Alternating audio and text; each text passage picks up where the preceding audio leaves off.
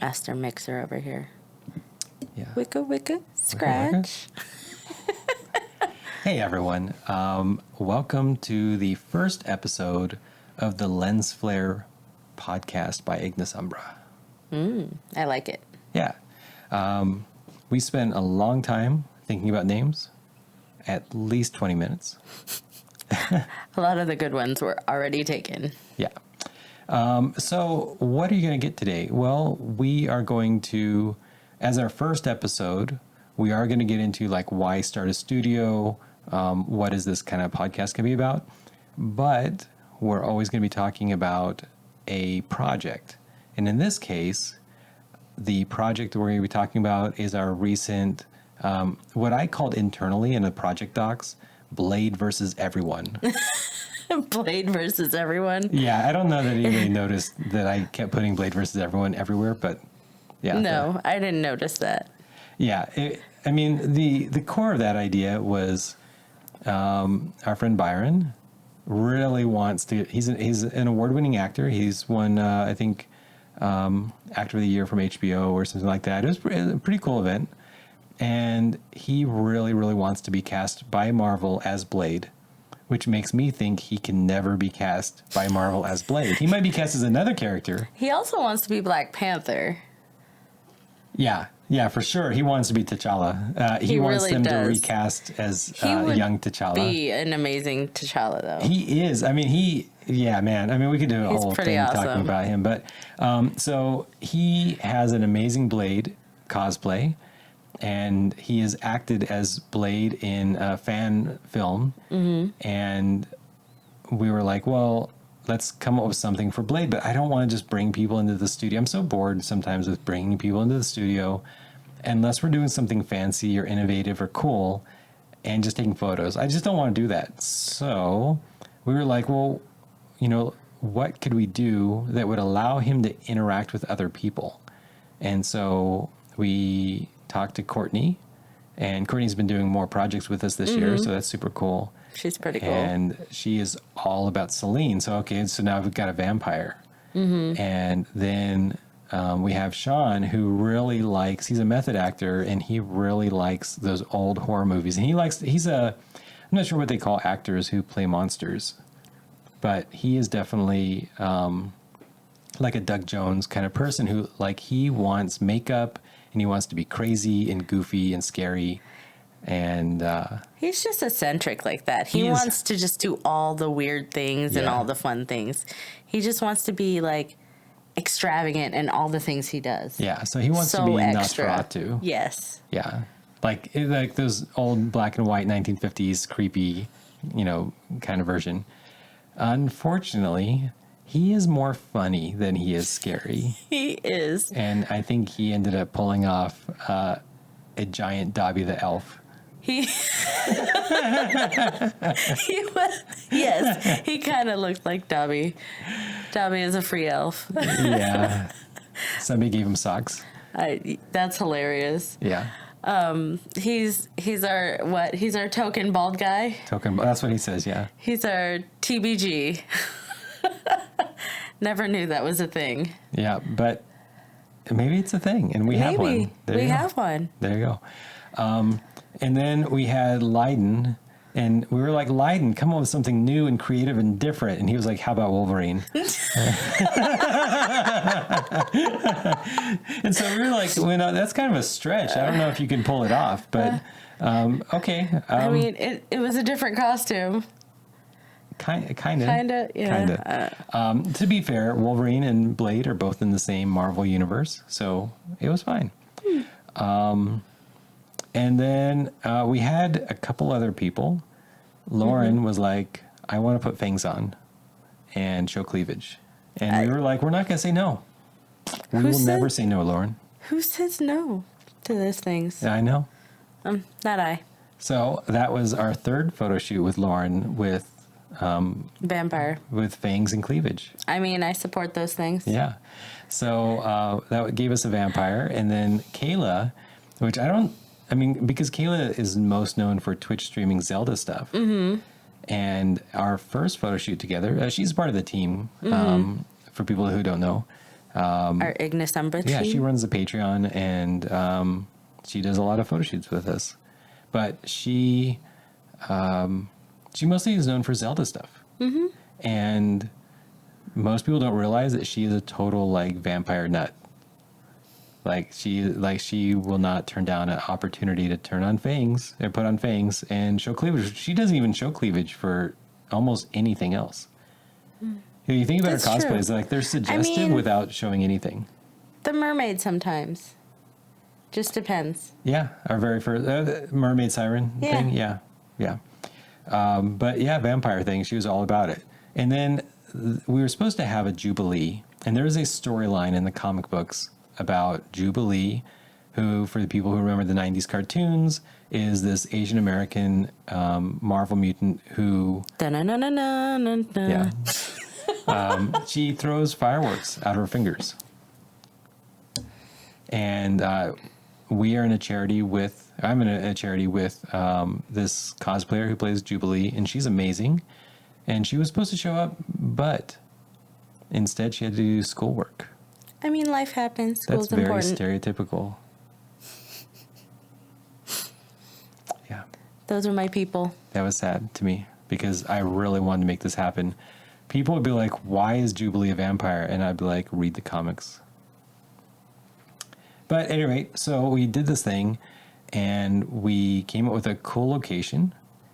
And that's what I kind of wanted to talk about, really, was the location. But before we get into choosing where we shot and the conversations about where we shot, I thought, let's talk a little bit more about the studio. Mm-hmm.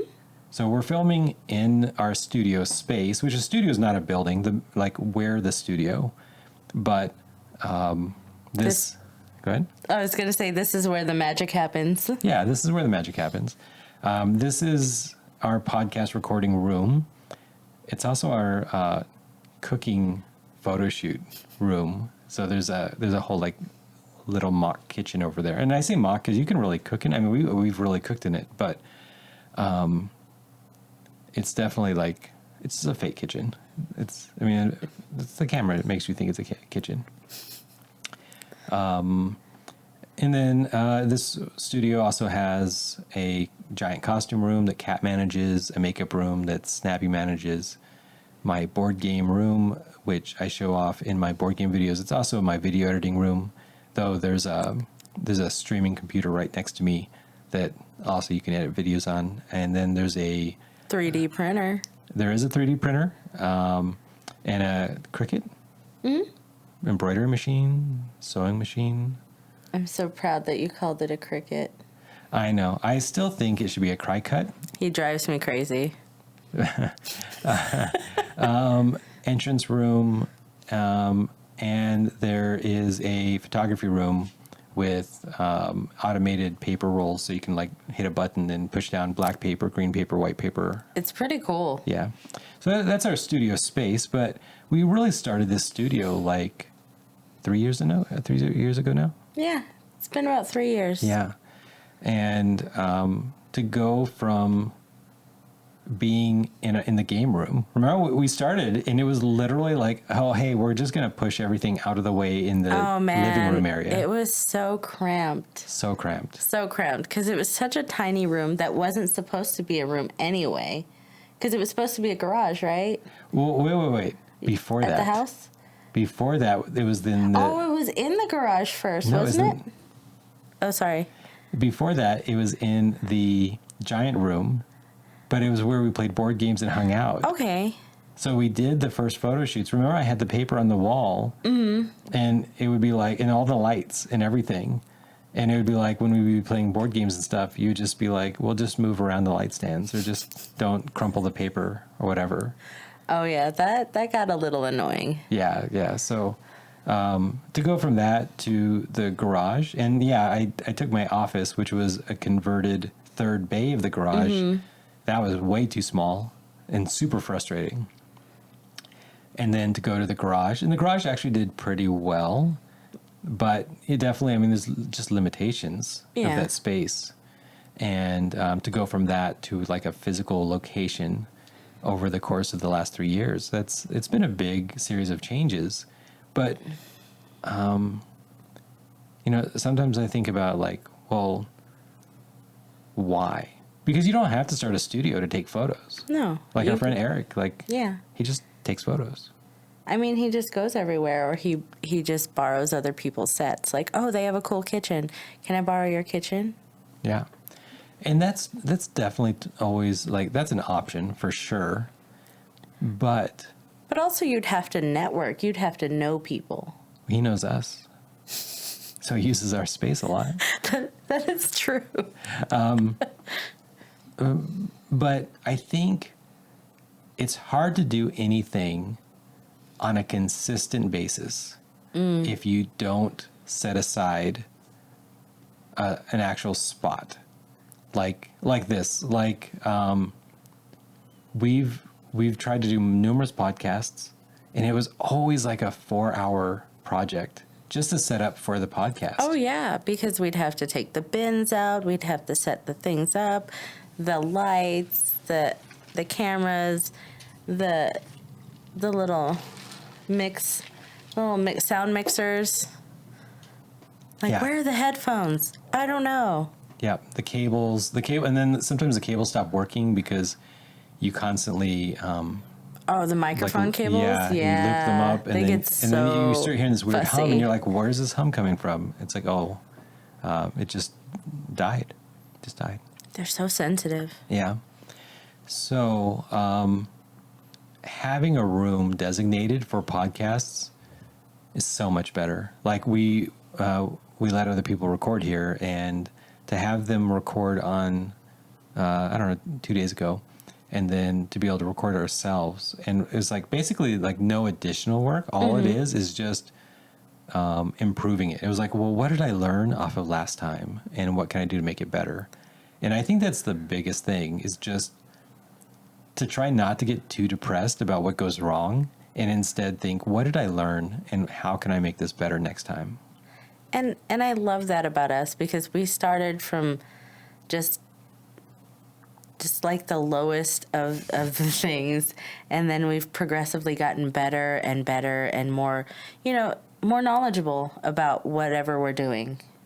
That's something that I've actually been telling people lately is, I know you guys mean well when giving compliments, but really telling me what could be better is so much more valuable. And I don't mean like, don't tear me up. Like, don't just say like, your stuff's garbage, Richard. Like, I hate you and I wish I had never done this project with you. Like, okay, that's a little intense. But you could say like, man, like, this shoot was so much fun to do, but the makeup people being late, or that other person being late, like it was frustrating. Because definitely, I would say most of our shoots, because we do a lot of people, we'll be there ready, and one person will be ready, but then other people will be late. Oh, like our main star? I was not going to point out names, but yes. There was not a name in there. There is one person who typically has adamantine claws that is late almost every single shoot. And what I've learned, because I can't control him, I can't control anybody. Like, this is all just free. Like, we're just volunteering for the most part. Every once in a while people pay, but for the most part it's free. And I would say that all I've started doing is to start without him. And if that frustrates people, that it was like their idea, but we did half the shoot without him, that's not on us. Like, we're there on time. For sure. And sometimes we're not as prepared as we want to be. That's true too, because I mean, there's always setup, or if we're on a location, there could be weather. So it could be wind, it could be snow, just anything. So what we do as a studio, for people who don't know, is, for the most part, my focus is on creating content. And people will be like, don't all photographers create content? Well, I want to create artistic, creative outputs that primarily tell stories. Even if it's a single image and you can infer that something happened to reach this point for this photo, then I feel successful. That to me is telling a story. You can tell a story with a single image when it's more than a beauty shot. That's fair. Now, I did like the fitness photos that I've been posting on Instagram lately, and those don't really tell a story. The Greek ones do, though. But the Greek ones do. And the fitness photos, I realized, and we're going to talk about this in another one, but I realized that I need to do more low-key sets, like low-key, like no costumes, no makeup, just me with photos, where I experiment with a technique so that I don't waste time of the people with makeup. Because if I'm going to experiment with techniques like the blade shoot, and I'm going to spend time trying to get everything working at the blade shoot, which I did, I'm wasting their time. And these people have fangs that don't want to stay forever. They have blood. They have intense amount of makeup.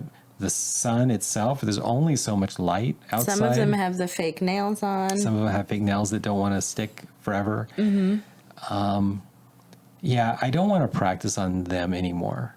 So I'm now doing other things, but primarily I do stuff that's narrative in nature. A lot of it's been photography, but I started with video and I'm trying to get back to video.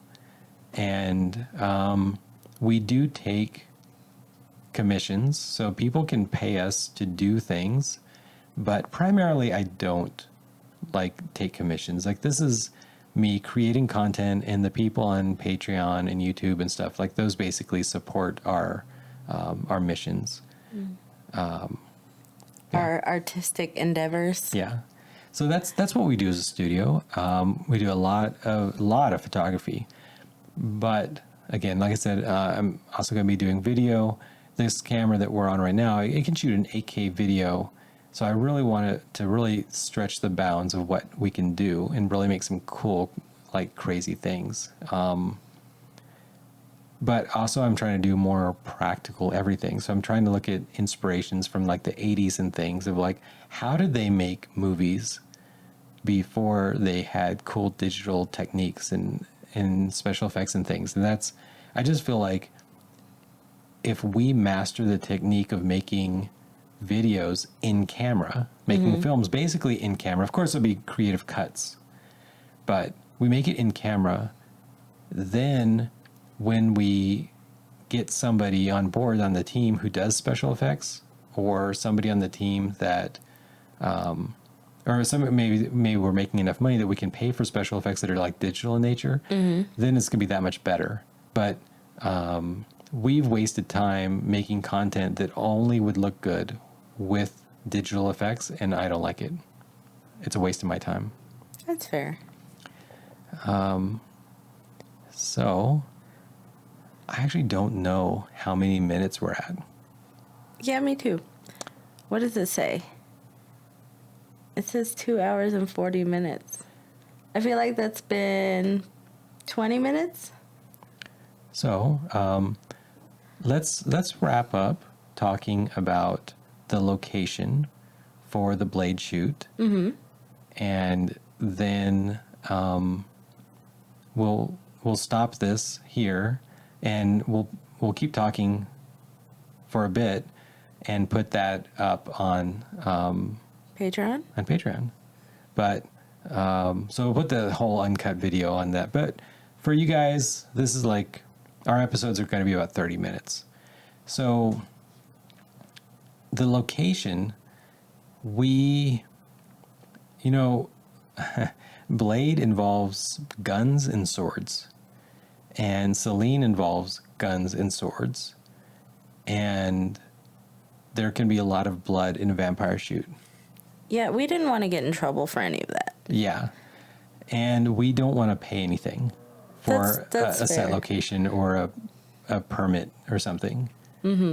So that narrows down where you can do things.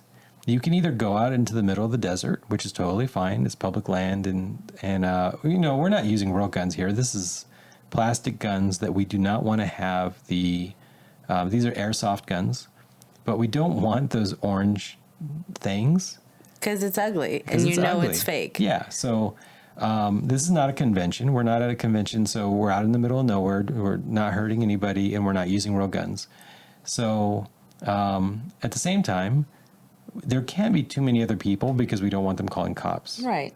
And it would not be a problem. I don't know. Maybe it'd be a problem. I'm not even sure. I don't know if the law requires that we keep those bright orange bits on our plastic guns during a photo shoot. For safety, they would say yes, but I don't know if what's there's the a law on that. That's what I'm saying. They were like, well, you should be safe. I mean, like we're safe by doing this away from everybody else. Right. That's why we don't do this running through the middle of a mall or something. Like, we're not looking to cause any trouble, but we're doing it by ourselves. So just hopefully no nosy people come along and be like, what's going on? The other thing is that originally we wanted to do some things with smoke bombs. Yes.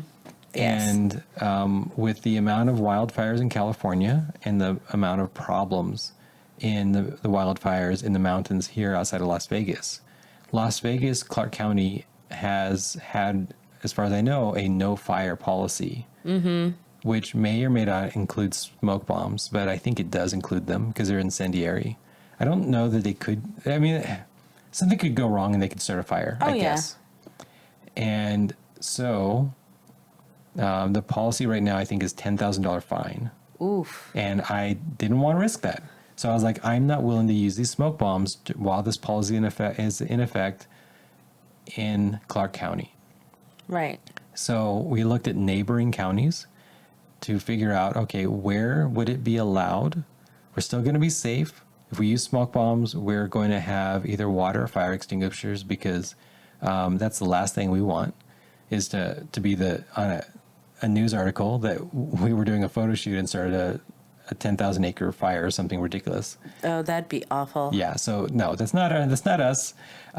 We are crazy and probably risk too much, but also at the same time, I think like we're actually legitimately pretty safe. So, when the law is concerned, right? Yeah. So we found this abandoned mine area, and we looked at it on Google Maps, and one person had been out there from the group, and they said it was amazing, and we're like, this looks stunning. And definitely look at the photos, guys. Look at the photos. They're going to be up on Patreon. There's going to be some photos up on Instagram. There's going to be some photos up on Facebook in a catalog.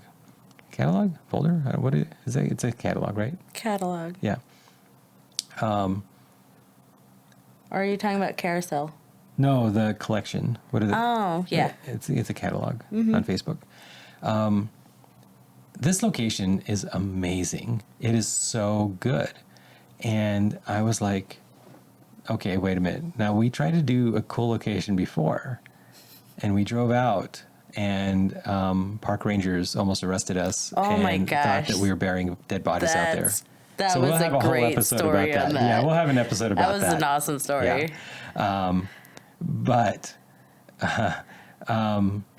I was worried. Honestly, I will admit I was worried. I did not have a lot of hope. I was starting to get depressed as we got closer because I was like, we're going to drive an hour outside of Las Vegas, and then we're going to have to we're going to be turned back. And I thought for sure when we got there that there would be no trespassing signs, which would mean I would not do it. Sorry, guys. I will not trespass. If there's a sign that says no trespassing, I'm not taking photos there. I need somebody to give me authorization because that's just, again, we've had some bad times. Oh, yeah. So I'm not anymore. Nope, never again. But there was no signs. No, there weren't. Nothing. There was a bunch of other people there. Not a bunch of other people, but like some people coming and going, and no signs and no indication that we were not allowed to be there. Nothing indicating that it was dangerous. We've done shoots at another old mine area, and that place is supposed to be toxic, and there's signs up like, don't be here because it's toxic. Oh, yeah. But no, this place is super awesome.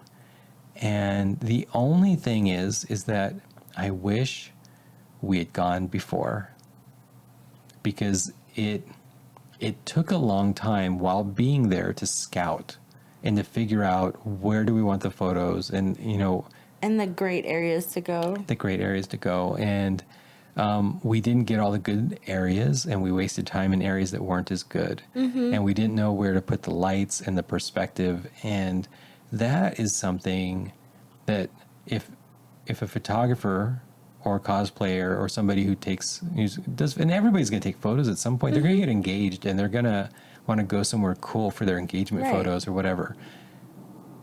Do not let a place be the first time that you go. Like don't just choose a super cool place and hope that you can do something cool with it. No, you have to scope it out. You have to check it out and, say, oh, this is great. Like over at Logandale, the sunset was so beautiful. Like just the pinks and the oranges that were in the sky. Yeah. It was just... I intentionally ignored it. That's fair. And I had to, guys. I had to ignore it, because what was I going to really do? Like, I was already not getting all the photos we wanted to get. And it takes time and effort to set up the equipment. And so I was like, I'm not going to just like run out there, leave all my equipment, and then try to take some cool photos of the sky. But definitely keep note of that and then plan for it in the future. Like, that's my big thing, is like, you want to have a plan almost minute by minute how you want to spend your time. Because if it's in the studio, you should still have that plan, and we can talk about that. But if you're going to drive somewhere, especially outside of town, an hour both ways, like that's 2 hours of your life you're not getting back. And the last thing you want is to feel like I did, which is I only touched 20% of the potential of that space. Yeah. Yeah. And that's kind of depressing. And I shouldn't, because there's a bunch of great photos out of it and people are happy. But I just feel like I did not reach the potential of that location. Well, there'll be other times. Yeah, I mean, yeah, there will in that location. I want to do another shoot before somebody puts up a no trespassing sign, because I just feel like it can't be right for us to just like wander through there. I don't know. Lots of people go there, though. 10,000 people a year could go there, and the owner, actually that's probably small. There's probably way more than that go there. And the moment the owner decides that they don't want people there, instantly then you can't go there. I think when somebody falls off of one of those upper ledges, that will be when they'll sue the owner, and the owner will be like, oh, then nobody's allowed to go there at all. That's fair. Yeah. That's kind of like, the hotel rooms that one of our friends rented out, and we can't go out in the balcony. Yeah. Yeah. All the balconies at that hotel are now locked unless you're an owner, I think. So if you rent like a Airbnb, they do like an Airbnb kind of thing at those rooms, and somebody committed suicide, and that's it. So now nobody can go out on the balconies anymore. Yep. Unfortunate disasters.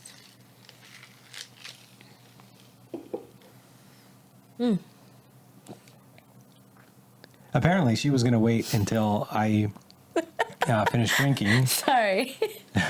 To say anything. It's human instinct. I was like pointing at her, and I was like, I can do that too. Like, feel the dead air. Feel it? And she was like, no, I'm not going to feel that dead air. No. Okay. So we are going to end the podcast episode here. This was the Lens Flare podcast by Ignis Umbra. And we're going to keep on talking. So continue with joining us with the conversation over on Patreon. Or check us out next time. Thanks for stopping by. Bye, guys. Bye.